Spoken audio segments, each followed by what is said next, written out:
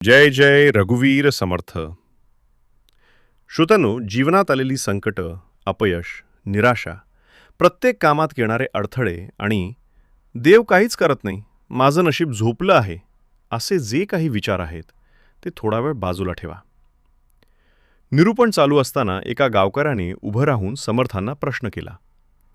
देवा, तुम्ही म्हणता भक्ती करा, चांगले वागा. पण जे लोक भक्ती करत नाहीत, चांगले वागत नाहीत, तेही सुखी आहेत. आम्ही जसं जगतो तसं तेही जगत आहेत. मग आम्ही स्वतःच्या मनावर ताबा ठेवून चांगलं आचरण करून आम्हाला काय उपयोग, काय फल मिळणार? त्यापेक्षा आम्ही मन मोकळं करून जगू, हवं तसं वागू. देवाने आम्हाला काय सहाय्य केलं हे आम्हाला दिसत नाही. त्यामुळे भक्ती करून खरंच काही मिळणार आहे का, की आम्ही आमचा वेळ वाया घालवत आहोत? कारण अनेकदा भक्ती करूनही दुःख मिळतंच. समर्थांनी हा प्रश्न विचारल्याबद्दल त्या गावकऱ्याचे आभार मानले. कारण प्रश्न विचारला तरच त्याचं समाधान मिळतं आणि ज्ञान वाढतं. हे निरूपण जरी समर्थांनी सांगितले असले तरी ते मी माझ्या शब्दात सांगत आहे. तुम्हाला नीट समजावं म्हणून आजच्या काळातील काही उदाहरणंही देईन, याची कृपया नोंद घ्यावी. समर्थ म्हणाले, अगदी बरोबर आहे तुमचं. मनुष्याचा स्वभाव हा स्वार्थी असतो, तुमचा, माझा आणि सर्वांचा. भक्ती करून काहीतरी मिळावं ही अपेक्षा ठेवणं चूक नाही. पण तुम्हाला अशी कोणती गोष्ट हवी आहे ज्यासाठी तुम्ही भक्ती करत आहात? बऱ्याच वेळा लोकांचा गैरसमज होतो की आपण काही कर्म करायचं नाही आणि फक्त भक्ती करायची आणि सगळं देवानेच करून द्यावं. पण असं होत नाही. भगवान श्रीकृष्ण गीतेचा उपदेश करताना अर्जुनाला सांगतात, हे अर्जुना, तू म्हणतोस की मी हे युद्ध करणार नाही, पण हे युद्ध तुलाच करावं लागेल. कारण हे तुझं युद्ध आहे, हे तुझं कर्म आहे. हे युद्ध मीही करू शकतो.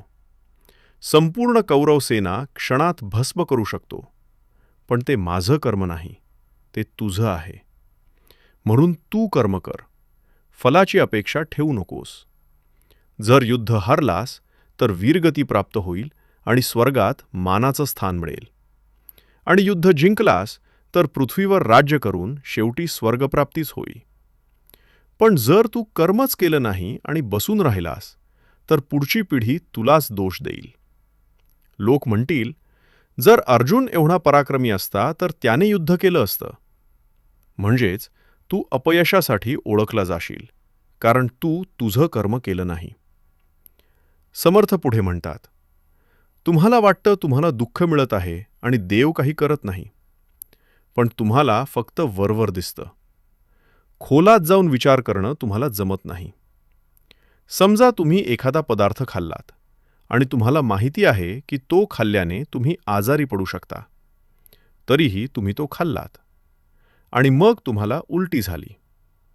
याचा अर्थ पदार्थ खाणं हे तुमचं कर्म आणि उलटी होणं हे त्याचं फळ. देव तुम्हाला तो पदार्थ खाण्यापासून थांबवत नाही, कारण तुम्हाला स्वातंत्र्य आहे. पण काय खावं आणि काय खाऊ नये याची बुद्धी देवाने दिली आहे. जसं काय करावं आणि काय करू नये, काय पुण्य आणि काय पाप याची बुद्धी देवाने दिली आहे. आता पुण्य करायचं की पाप हे तुमच्यावर आहे. प्राण्यांना ही बुद्धी दिलेली नाही. त्यामुळे त्यांनी पाप केलं तरी त्यांना दोष लागत नाही. पण जर पुण्य घडलं तर त्याचं फल देव देतो. कारण देवाला त्या प्राण्यांनाही मनुष्य जन्म देऊन एक संधी द्यायची असते, जेणेकरून तो कर्मबंधनातून मुक्त होईल. आता उदाहरणाकडे परत येऊ. तुम्ही आजारी पडलात आणि दवाखान्यात गेलात. तुम्हाला सतत उलट्या होत आहेत. पण डॉक्टरांकडे आधीच 10-12 नंबर आहेत. तुम्हाला थांबणं कठीण आहे. तुम्ही लोकांना विनंती करता, पण ते म्हणतात, तुमचा नंबर आल्यावरच आत जाऊ शकता. तुम्ही निराश होऊन देवाला प्रार्थना करता. तेवढ्यात एक माणूस म्हणतो, तुमची तब्येत खूप खराब आहे. तुम्ही माझ्या जागी जा, मी तुमच्या नंबरवर थांबतो. त्या क्षणी तुमच्या डोळ्यात पाणी येतं आणि देव आहे याची जाणीव होते. इथे तुमच्या कर्माने तुम्हाला शिक्षा दिली, पण त्या शिक्षेतून बाहेर पडायला देवाने मदत केली. तुम्हाला जो प्रश्न पडला आहे तोच प्रश्न भीष्म पितामहांनाही पडला होता. अर्जुनाने सोडलेल्या बाणांनी भीष्मांच्या शरीराची अक्षरशः चाळण झाली होती. ते बाणांच्या शय्येवर पडले होते. तेव्हा त्यांनी भगवान श्रीकृष्णांना विचारलं, देवा, तुम्ही म्हणता की माणसाला त्याच्या कर्माचं फल मिळतं, पण मी असं कोणतं वाईट कर्म केलं की मला एवढं दुःख मिळालं? मी तर नेहमी धर्माचं आचरण केलं. श्रीकृष्ण शांतपणे म्हणाले, तुमच्या उपस्थितीत एका स्त्रीला नग्न करण्याचा प्रयत्न होत होता. ती स्त्री मदत मागत होती. धर्म सांगतो, शरण आलेल्याला वाचवणं हे कर्तव्य आहे. तुमच्याकडे शक्ती होती, तुम्ही ते थांबवू शकला असता, पण तुम्ही काही केलं नाही. त्यानंतर श्रीकृष्ण म्हणाले, तुम्ही जे बाणांच्या शय्येवर पडले आहात ते आधीच्या जन्मातील कर्माचं फल आहे. भीष्मांनी अनेक जन्म आठवले, पण पाप सापडलं नाही. मग 7वा जन्म आठवला. त्या जन्मात त्यांनी रथातून जाताना एका सरड्याला काठीनं बाजूला फेकलं. तो काटेरी झुडपात पडून तडफडत मेला.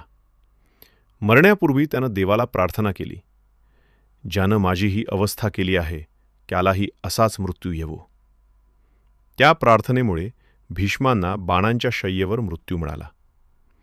या कथेतून आपल्याला समजतं, आपल्या जुन्या कर्मांचं परिणाम आपल्याला भोगावे लागतात. दुःख सहन केलं तर कर्म नष्ट होतं, पण जर राग, शाप आणि द्वेष केला तर नवीन कर्म तयार होतं. म्हणून सहन करा.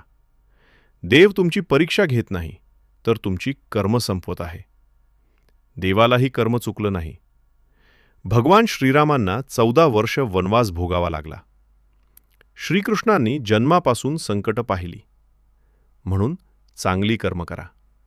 आणि जर तुम्हाला वाटत असेल की भक्ती करणं म्हणजे वेळ वाया घालवणं, तर भक्ती करू नका. जगातील सर्व सुख भोगा, पण एक दिवस मनात रिकामेपणा निर्माण होईल आणि तेव्हा पुन्हा तुम्हाला भक्ती मार्गावर यावंच लागेल. श्रीराम समर्थ. जय जय रघुवीर समर्थ. जर तुम्हाला हे निरूपण आवडले असेल तर व्हिडिओला लाईक करा, चॅनलला सबस्क्राईब करा आणि अशाच नवनवीन व्हिडिओसाठी आम्हाला प्रोत्साहन द्या, ज्यासाठी तुम्ही आपल्या चॅनलची मेंबरशिप जॉईन करू शकता. त्यामध्ये एकूण 5 लेवल्स आहेत. तुम्हाला योग्य वाटणारी कोणतीही लेवल घेऊन तुम्ही या निरूपणासाठी आम्हाला मदत करू शकता. श्रीराम समर्थ. जय जय रघुवीर समर्थ. येणारा काळ हा खूप कठीण असणार आहे. मुलांमधील भक्ती, संस्कार आणि आदर हे सर्व गुण हळूहळू कमी होत चालले आहेत. त्यामुळे जर लहानपणापासून मुलांना चांगली शिकवण दिली तर तेच संस्कार त्यांच्या मनात रुजतात आणि पुढे जाऊन ते एक चांगले व्यक्ती घडू शकतात. यासाठीच आम्ही आणखी एक चॅनल सुरू करत आहोत. त्या चॅनलवर बालभक्ती, संस्कार आणि निरूपण हे गोष्टी कथांच्या माध्यमातून सांगितले जाणार आहे. कमेंट्समध्ये आणि डिस्क्रिप्शनमध्ये चॅनलची लिंक दिली आहे. आपण सर्वांनी त्या चॅनलला नक्की सबस्क्राईब करावे, जेणेकरून आपण सर्वजण मिळून बालभक्ती आणि चांगले संस्कार दूर दूरपर्यंत पोहोचवू शकू. श्रीराम समर्थ. जय जय रघुवीर समर्थ.